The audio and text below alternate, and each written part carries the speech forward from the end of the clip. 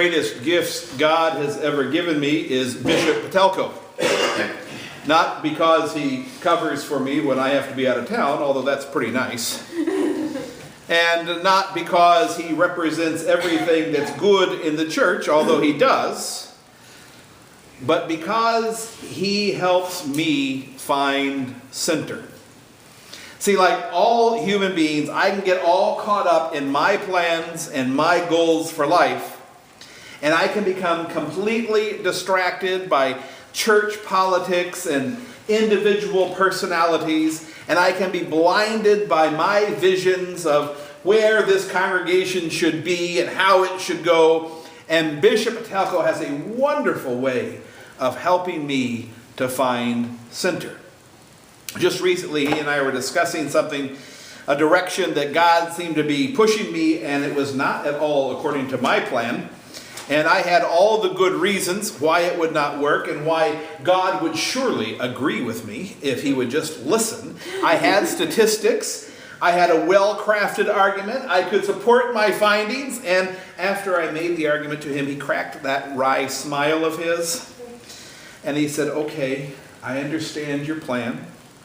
And I think it's a well-thought-out plan. But you know, in the end, he's going to win. It's a difficult thing to surrender to God. We like to keep him at a distance because he makes demands that are difficult for us, and he drives us in directions that are new for us and often unfamiliar.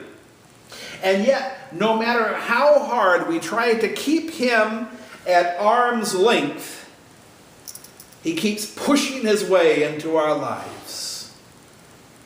And he demands no other terms but full surrender. Look at the picture on the front of the bulletin today. That is a picture of full surrender. It is a lamb prepared for slaughter. And only when we see ourselves like that lamb do we begin to understand the Christian life. We had no hope. We had sinned, and therefore we were damned. We were tied up and prepared for slaughter, and it was at that moment that Jesus Christ stepped in, cut the ropes, and took our place. Listen again to what James says to us in his epistle. He starts out by asking the question, who is wise and understanding among you? And in the gospel we had that answer, didn't we? Because the disciples learned that the wise are the humble. The humble who understand that the first must be last. That the first must be the servant of all. James goes on, by his good conduct let him show his works in meekness of wisdom. If you have bitter jealousy and selfish ambition in your hearts, do not boast and be false to the truth. This is not the wisdom that comes down from above, but is earthly, unspiritual. Here he hits the nail on the head. Demonic. Anything that is not of Jesus is of Satan. For where jealousy and selfish ambition exist, there will be disorder in every vile practice. See, when we fail to surrender to God, we are binding ourselves up again. Christ sets us free. But when we take the reins back and try to do everything our way, we shackle ourselves to Satan, the prince of this world. And James goes on, but the wisdom from above is first pure, then peaceable, gentle, open to reason, full of mercy and good fruits, impartial, sincere. And a harvest of righteousness is sown in peace by those who make peace. What causes quarrels? And what causes fights among you?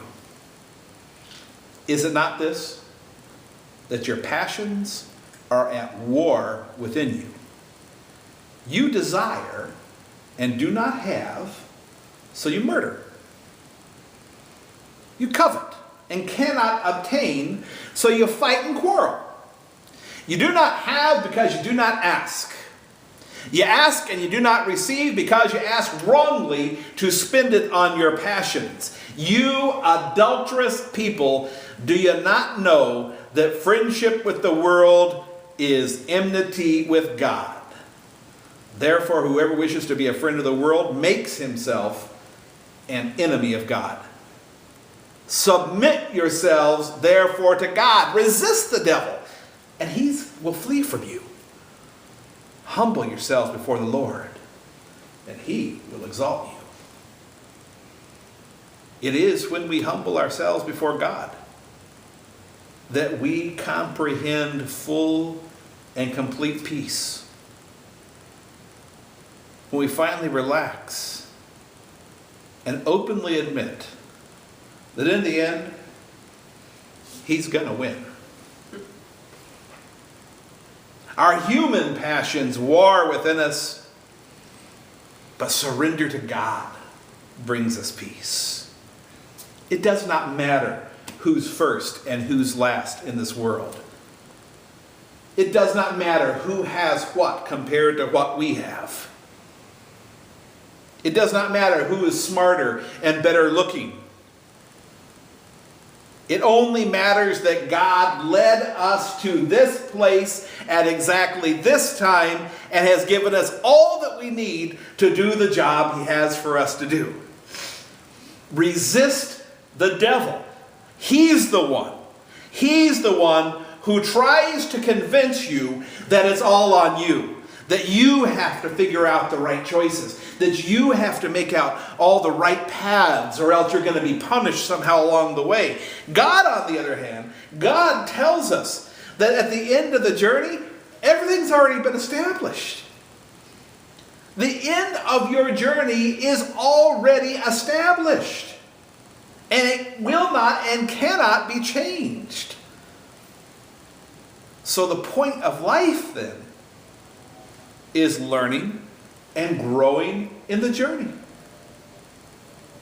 And it took me a long time to believe that.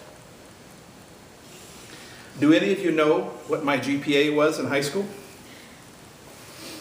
Any of you know what I scored on the ACT? Know what my class ranking was in college? Know what kind of investments I made when I was younger? No! And you don't care about any of it either. And yet those are the very things that I agonized over in my youth. And they don't matter. None of them matter. Because here I am, doing exactly what God intended for me to do with all the resources I need to do the job that he's given me to do. It was the devil who encouraged me to waste all that time being concerned with a GPA that nobody else cares about, instead of focusing on learning and growing through the journey. See, the only wrong choice we can make is the choice not to grow in Christ. Whatever you're doing, however you're doing it, if you're growing in your relationship with Jesus, you're doing fine. Humble yourself before God. He's going to win anyway. Embrace the truth that Jesus Christ took your place at the slaughter. Cut those ropes and set you free. And don't let Satan hand you another length of rope so that you can bind yourself up again. And certainly don't bind yourself up with worry and fear.